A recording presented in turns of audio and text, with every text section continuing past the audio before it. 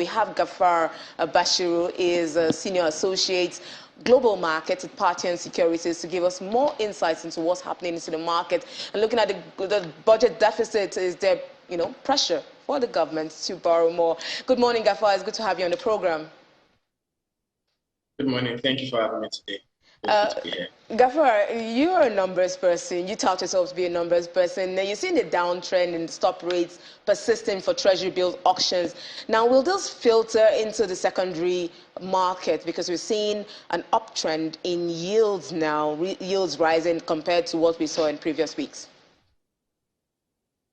Yeah, so shortly after the auction that I held last week, we saw the drop in stock rates across the three standard maturities, that's 91-day, 182-day, and 364 days.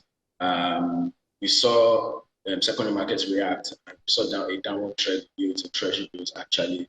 For the long end, that's the one-year paper that trades that closed at 7.3% at the auction. We saw it trade at around 6% and even lower at some point.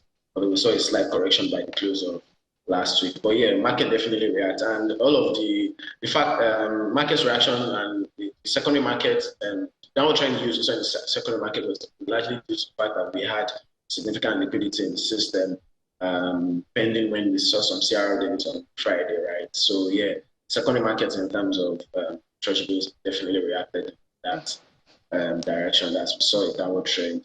Going into this week, we might see, as we've seen most of the liquidity got mocked up, or at least a significant portion anyways, got mocked up on Friday with CRR debits by the central bank.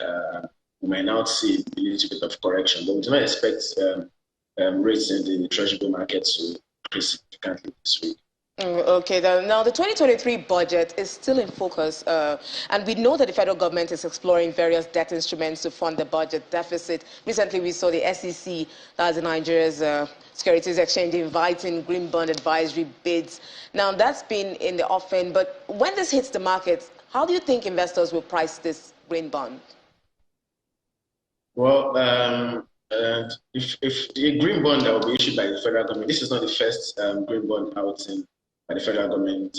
They've had previous issuances in 2017 and I think 2019, a cumulative of about 25 billion of green bond currently exists in the market. And that number I just mentioned would suggest is a pointer to what we would expect in a green bond issuance because of the fact that it's not a very significant volume. It's not a security that trades actively, and as a result, you see investors, whenever there is an issuance of a security that is not going to be liquid, meaning in events where they plan to exit their position, the fact that you do not have many holders of the security would make them demand a premium on the rates, the coupon that the bond could be issued at, right?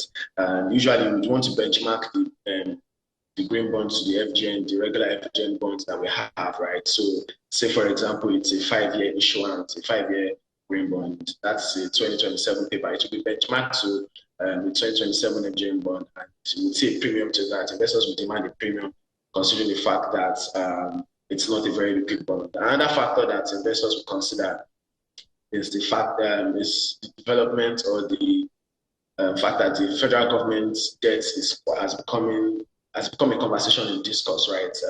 There's concerns over the potential for the sustainability of the federal government debt, and as a result, you will see investors price this sentiment in the stop rates that they will demand as per coupon on the bond when it's eventually issued. Okay, Gafar, thank you so much, Gafar Bashiru, Senior Associate, Global Market Parthian Partners, for sharing your perspective and insights into the market.